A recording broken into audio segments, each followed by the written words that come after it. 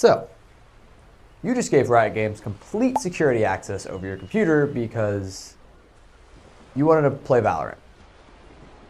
You saw a few fun moments and you decided, hey, let's give it a shot. So after you install, you decide to load into a casual game for the first time and you're given a choice. And little did you know, you do not choose your Valorant main, your unresolved trauma does. Maybe you decided to pick Reyna because you think you're the main character, but realistically you just didn't get enough attention growing up. Maybe you pick Omen because your trust issues are so deeply rooted you can't rely on others to fulfill an important job. Or maybe you pick Chamber and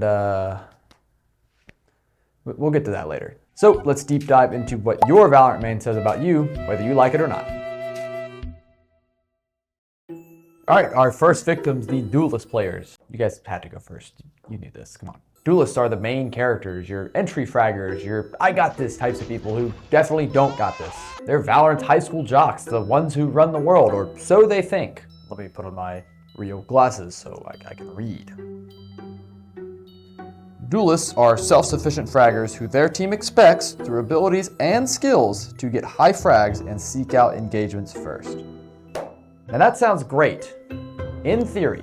Now if you've ever asked your Jett or Reyna to wait for a flash or check a corner, God forbid trade a kill, and they ignored you, congrats, you've met a Duelist main. Now these players fall into three archetypes, if you will. And our first is the cracked ego child, and these players thrive off of dopamine. They really don't play to win, they just play to top frag and create their next YouTube montage. Every kill is a rush of serotonin, every death is somebody else's fault. We also have our movement addicts. You gave them a couple abilities and they turned Valorant into a platformer, creating whatever double satchel they can think of to create the most insane movement and get the coolest kills. Maybe they're gonna dash into a corner in updraft and create some glitch that allows them to get an ult kill from across the entire map. And lastly, we have the washed fragger. They used to be good. God, they swear they were good. Now they flash themselves every round or say lag when they die, and so they can come up with whatever excuse they can think of and avoid any sort of accountability. So while we all know someone who falls into this category, let's deep dive into the actual psychology behind Duelist players and why your desire to be the main character isn't actually your fault. Hello, I am a therapist. Not the same guy from earlier. So while main character syndrome is not a real diagnosis, it does describe a real mindset, feeling like the world revolves around you and your actions are the center of the story. But in moderation, this can actually be a good thing. It's kind of a form of ego identity, which is a psychological concept that allows you to build both confidence and agency. And in a game like Valorant, that belief in yourself can help you fuel clutch plays, give you a ton of confidence, and boost your leadership skills. But if you take it too far, it can turn into ego fragging, ignoring your team, and pretty much just blaming everybody else when things go wrong. Because if you're the main character, that means everybody else must be the problem. But here's the trick. Do not kill your main character energy, simply redirect it. Clear angles, trade properly, and open up the site like a protagonist, not a lone wolf. Call plays, hype your team up. The main character does not sulk, they rally everybody. At the end of the day, everybody wants to be the main character, but main characters win games, not just top frag. So be the main character, just don't be the reason somebody dodges. Thanks for coming to your first therapy session. You now must pay me, and you can do that by just clicking the like button. Or if you want to actually pay me, that's fine too.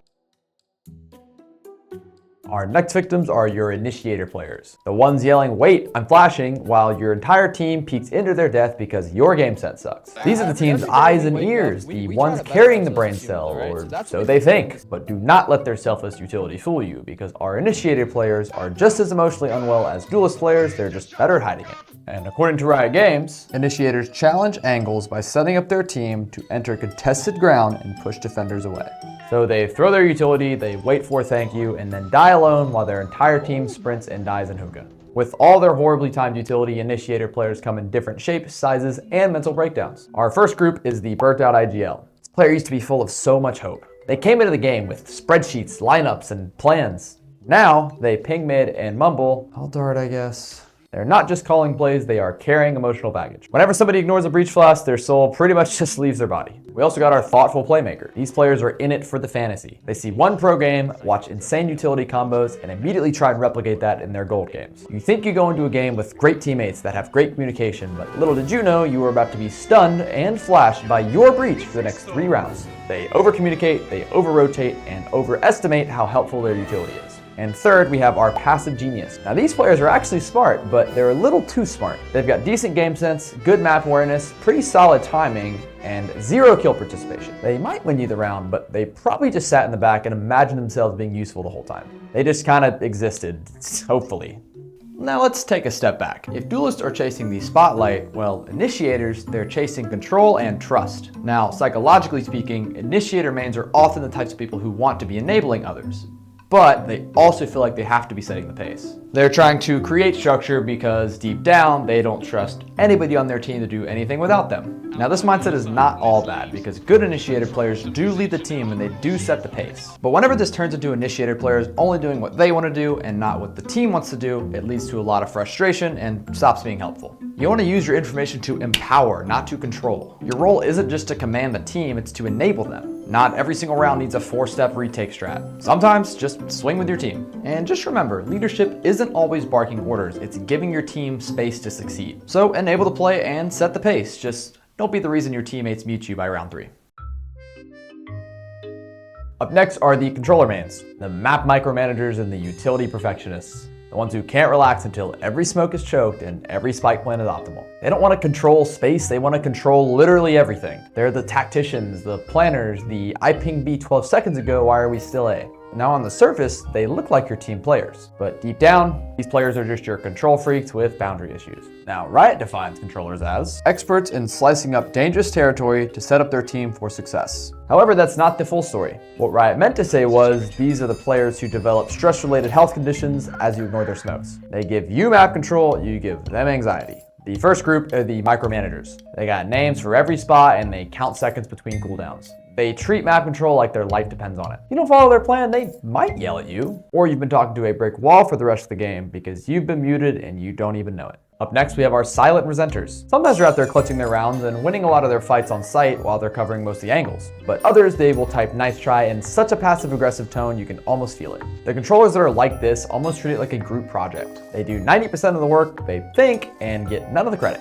Lastly, we have our fine, I'll do it guy. This player really didn't want to play controller, but somebody had to. Even though they top frag, they throw the worst time smokes with the biggest gaps that you have ever seen. You thought controllers were supposed to hang out in the back, but these types of players put up the most impressive triple double you have ever seen. They kind of become the emotional support dog of your team, all while doing this with 0 communication. Now let's talk about why controller players act like this, because it's not just about strategy. Underneath all that utility is a deep psychological drive for control. And underneath all that, a quiet fear that if they're not in control, everything's gonna fall apart. They don't always micromanage because they think they're better, they just don't really feel like anybody else is trustworthy enough to do it themselves. Now, players who pick controller are often the types of people who take on responsibility, not because they want power, but because they are terrified of what happens without it. You're the backbone. You are the reason your team is not getting opt every round, but that doesn't mean you have to carry everything. Stop pre-smoking everything like it's a chessboard. Wait for info, let your teammates make some mistakes. Yeah, it kinda sucks, but you can't control chaos, you simply have to learn how to manage it.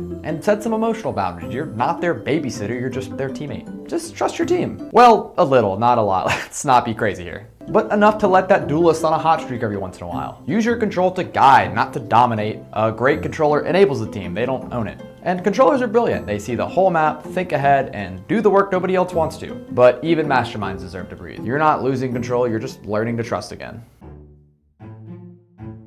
There's something almost mysterious about Sentinel mains. They don't talk much, they don't rotate, they don't throw too often, but they don't really believe in you either. They pick the role with the tripwires, the bots, the cameras, but not to help you, to avoid you. While your entire team is yelling comms and pushing in the site, the Sentinel is holding flank, waiting for your push to inevitably fail. You won't hear them, and you will most definitely be spectating them last alive more often than not. And if you lose, they will be the first to type LOL and queue again without saying a word. These are kind of our Valorant introverts. They're the emotionally unavailable and hyper-independent survivors of ranked. They're not playing with you, they're playing around you. Because if they never have to rely on anyone, they never have to be disappointed. And first up, we have our paranoid genius. Now, this player has 700 hours in custom lobbies, perfecting a setup that you will never see. It's pretty rare they'll make a play and you won't really see them too often, but whenever the round ends, just look at your minimap and you'll see the most creative setup you've ever seen.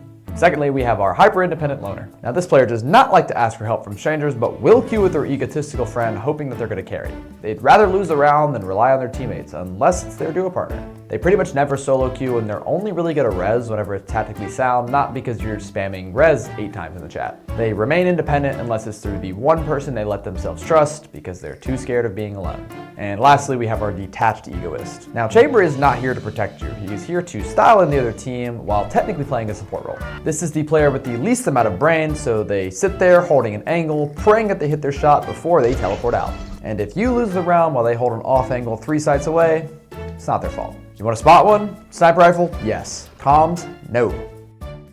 Now, Sentinel mains don't just defend bomb sites, they defend themselves, tactically, emotionally, and psychologically. Underneath these setups and traps is something deeper, a form of hyper-independence, a mindset where relying on others feels like a liability. They've been burned by bad comms, ignored by duelists, and so they decide, it's easier to do it by myself. But here's the truth, Valorant is a team game. No matter how many bots, wires, or mollies you throw, you simply can't win alone. Let go of independence a little. Trust your team some, not just one person. Set your traps and actually join in on the round. And talk, even once. One good comm can prevent 4 dumb deaths. Just try it out. And use your utility for others, not just yourself. Now, simplicity is key. Simply design your plan around a simple goal and your team. You don't have to do it all. Your utility is powerful, but the most powerful thing? Playing with your team, even if they're dog shit sometimes.